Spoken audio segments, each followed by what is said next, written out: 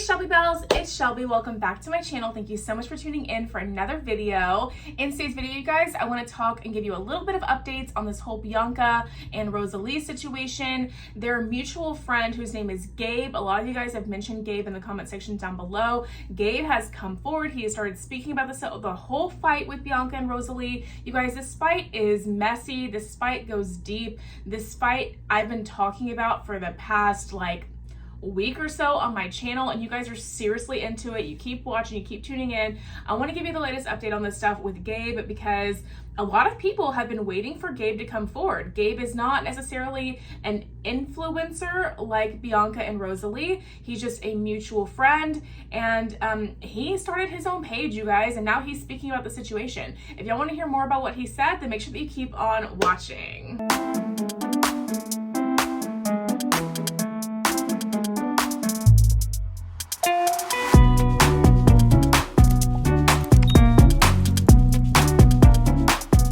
Okay, you guys, before we get into today's drama, if you are new here, my name is Shelby. I'm the crazy cat lady of the drama community on YouTube. I bring you the tea 7 days a week with the help from Mr. and Miss Kitty. Miss Kitty's down here. Say hi, Miss. So they are the investigative research team around here. They work around the clock to find the receipts for you guys, to enter in to put in the videos and tell me the tea and all that so I can share it with you. And sometimes they're super chatty and share their opinions too. Miss Kitty just woke up from a nap, so she's not feeling too chatty today. Oh, you see that big old yawn there? That's Miss Kitty saying she just woke up from her nap. And, you know, she wasn't quite ready to film the tea, but here we go, miss. We got to get going. The day has started. If you are into that kind of thing, make sure you give this video a big thumbs up, subscribe to my channel down below, and don't forget that all Shelby Bells ring the bell.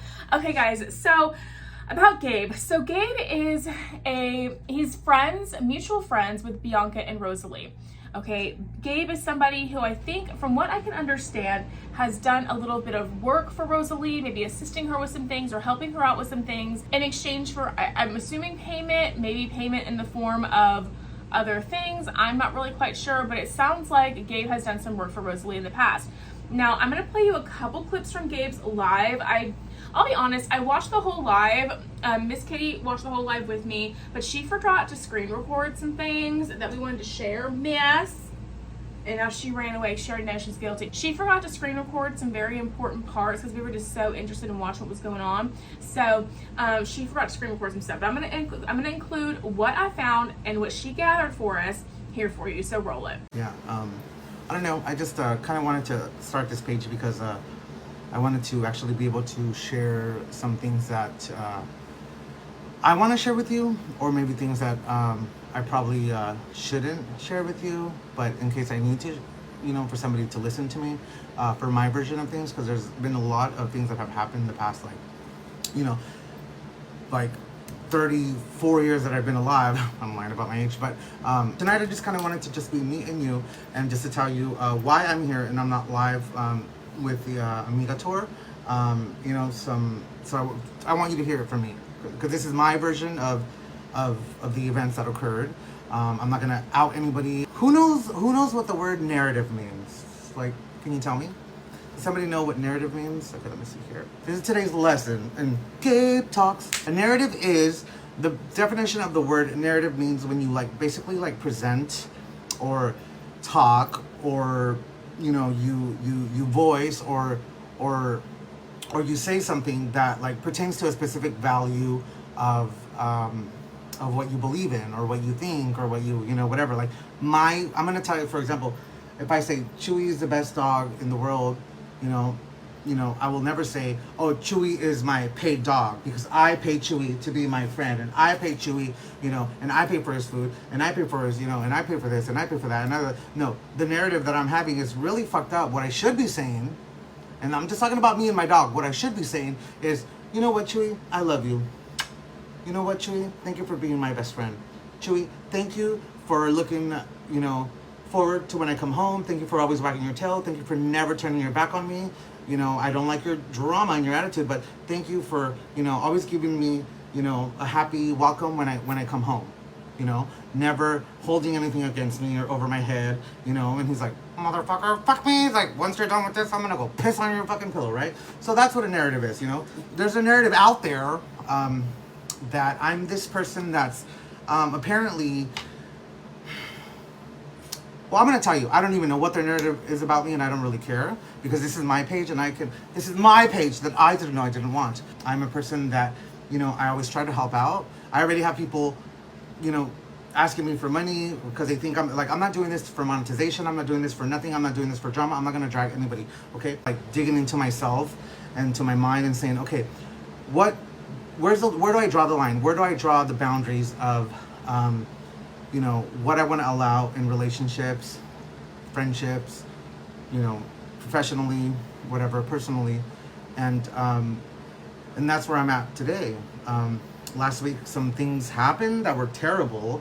All I can say is that, yes, people talk shit about each other. Personally, I never heard from, you know, the accused or back and forth say any of those horrible things. I didn't, and I've spent a lot of time with this person because it's somebody that I truly, truly care and love for. She was like, not right now. I've heard this story before, Gabe. I'm like, shut up, Chuy. Chuy Antonio, te estoy hablando, cabrón. You know, you know, at the same time, I'm like, what happened? Like, what happened? Like, what? I only know what I know. I only know what I see, and I only know what I hear. But, you know, I found myself like, you know what? I am a grown-ass man. I am a grown-ass adult. And I'm going to tell you that I've always had 2 jobs. Nobody's paying anything for me. I went back to the restaurant because I had to. I didn't want to. I had to. Interpret that how you want. You know, they said, you know what, Gabe? I'm going to give you, you know, 3 colors, and you need to, you know, you need to draw anything you want, but you have to use these 3 colors. Bitch, I drew a fucking Picasso. I did everything that I could, and then some, and you know what? It just wasn't working out. And that's all I'm gonna say. It was not working out. And so, instead of like, you know, fucking freaking out and whatever, I said, you know what? Let's just end this right here. Because I've never been fired from a job, from a paid job, you know, and I won't. I said, you know what? Let's just end it right here. No love lost. We'll be friends. I love you. You love me. We'll be like, you know, because I don't want to be, you know, I don't want Chuy to be my paid dog, my paid puppy. I don't own him. Chuy's my best friend. I love Chuy. Chuy does more for me than anybody, you know, can know. But I'm not gonna go out and throw it, you know, out there and then throw it in his face or you know, say it, you know, every 5 seconds tampoco. So not saying that happened. I'm just saying me, you know. I mean, there's so much to tell you guys. I can write a book, but you know, now that I'm thinking straight, Actually, it's going to be an encyclopedia, you know, and I will say one thing. If I get, like, dragged, or if I get messy, or if I get, you know, something like, I'm going to tell you one thing. If me defending myself from all the bullshit that comes out of people's mouths, whether it's family, whether it's friends, whether it's coworkers, whether it's anybody, if me defending myself from that by saying, hey, that's not totally true, still half true, you know, then, and if that means I'm attacking or being a fake friend or being an unloyal person or being this or being that, then you know what? I'm the most fucking unloyal person and I'm the most fucking fakest friend, you know, but I'm not going to be anybody's pendejo anymore. Well, except for this guy, because he's kind of like, you know. That's why I agree with Jen Gerard. She said, Yogi is the king of the house and this is Yogi's house. And this is, you know, you saw my list of the fucking notes that I left for Chuy. This is Chuy's bed, this is Chuy's everything. So, you know, I don't want to talk shit about people, and I won't. But if me defending myself and I say something that's the actual truth that happened, if that's talking shit, then I guess I'm talking shit. Because I'm not gonna be ridiculed if I'm vilified, if I'm humiliated, if I'm fucking lied about. I'm gonna say, you know what? You guys, why does anybody want to fight with me? I'm not saying anybody does, but you know what? Nobody should fight with me because I'm a lovable person, you know? I'm a lovable person, and honestly, honestly, I just want love and good for everybody, you know? That's all I want to tell you guys, you know? And that's where I'm at. I'm in control, you know, I'm in control, and I know what's best for me. It doesn't matter how much I thought somebody or something or someone or this or that knew or what people think. Before, I've gone with the flow way too longer, and so I'm just like, hey, hasta aquí. Like, enough is enough, you know? Enough is enough. And I'm gonna start, you know, using my voice and, you know, I'm entitled to say what I want, especially when it comes to defending myself. I love very hard. I love very hard. And You know, I'm never gonna pick friends anymore. I've been put in that situation way too long, way too many times. And now I'm not saying that anybody made me. I'm not compelling. I allowed myself to be and do things that now I see were wrong, you know? And I'm not gonna blame anybody but myself. Not that it's a bad thing, it's a learning thing, you know? We all do, you know? Nerves and anxiety, and I just want to scream so many things, but I can't because I don't want to be later going out there. I'm sorry that I said this because I was mad. I'm never gonna do that. I've had plenty of chances to, you know? I have plenty of chances to, and still, me quedé callado, me quedé callado, me quedé callado. So if you see somebody bullying somebody and you don't say something, you're part of the problem. Now, somebody's saying, oh, they said this and they said this, and me not defending. How the fuck am I gonna know? How the fuck is that me not defending somebody bullying? Where did it start? Get to the bottom of it. That's like if you witness somebody at the store, you know, they're already finding you didn't defend. Come on, like I'm sick and tired of everything always being my fault, and it's like, you know, I don't want to be a fucked up friend. I don't want to feel like a fucking, you know, trigger or be called a fucking, you know, anxious, anxiety-inducing person. Like, why would I want to be near a person that's consistently, you know, remind me of that? Consistently blame me for something that happened when I wasn't even there. Why would I want that? Why would anybody want that? It's your fault that my fucking manager fell and broke her hip today, bitch. The fuck? If I say it enough fucking times to Chewy, Chewy's gonna fucking believe that. You know? Chewy's gonna fucking believe that. You know? And no, like, that's not, no. Like, I'm not gonna say anything. You guys can, you know, turn this and twist it and whatever, because you're gonna do anyway. I can say, you know what? The next thing I know, Gabe was getting drunk on the internet. It's like, no, it's not. It's Mineragua. You know? Huh. Mm-hmm. Yeah, sure. Yeah. Remember you were live and you were drinking Mineragua? No. It was vodka. Remember? Oh, yeah. Mm-hmm. Huh. No. Fuck that shit. No. I'm not gonna lie anymore. No. I don't think Rosali is a two-faced. No. I think Rosali is getting help right now, and I'm glad, and I hope that. And Rosali has a very beautiful face, and she's very talented at her makeup. She's super talented. Like, you can't take things away from people. Give her, you know, her credit. Her credit, you know, credit to her. She's fucking talented. She's a great person. We all have, you know, imperfections, but she's a great person deep down, you know, in the midst of all of this. I wouldn't be, you know, but it's just like, hey, you know, sometimes people need breaks. I love everybody, friend. I love everybody. Everybody. It doesn't matter how fucked up they are to me. You know? So, you guys, it's a lot. Like, it sounds like to me, first and foremost, that Gabe is really, I have a cat all over me. Gabe is really not taking sides when it comes to this. Gabe said, I love Rosali, I love Bianca at different points in his live streams, you guys, right? But he did also make several comments that kind of alluded to the fact that, you know, he was working for someone who made him feel bad or didn't treat him very well. I think that person was Rosali. I'm just gonna be honest and say that. I think that it was. And I think that part of it might have stemmed from Rosali maybe just be going through some stuff and just maybe like, you know, let out anger or frustration or something on Gabe. But another thing I think about it is, and I don't know about Rosali's instance, because I actually think that she did work as a counter manager for a makeup brand. I'm not sure if she's a counter manager or not. If she was a manager, then maybe this doesn't apply to her. But in regards to a lot of influencers in general, I've witnessed this, right? There are some influencers that they become famous and they need a little help, but prior to becoming famous or an influencer or very popular and needing the help, they have no experience in managing people, but all of a sudden they need people on their team to help them out. And sometimes what that results in is people not really being able to effectively manage people and not having the skills it needs and it takes to manage people. Because when you manage people, it's not being a boss, it's being a leader and having somebody on your team, right? I was a manager of restaurants for 6 years. I know a lot about managing people. Actually, in part of my career, I actually trained managers on how to manage people. I'm very good at that. I'm very skilled at that. And I'm very good with working with people and developing people and leading people and being the manager of people because I did that for so long. And it didn't come to me naturally. You know, there was a phase in my management career where I was kind of like tyrant, like kind of just like low-key kind of a bitch, and people didn't really respond well to that. And then I had to learn and evolve and grow. And I think that when you put someone who has never been a leader, who's never been a manager, and now all of a sudden they have a team or people working for them, they don't necessarily know how to do that. And it's very easy for people to, sound maybe derogatory in a way. They ask somebody to do something, or sound like they're bossing them around, or be rude or inconsiderate, or, not as understanding.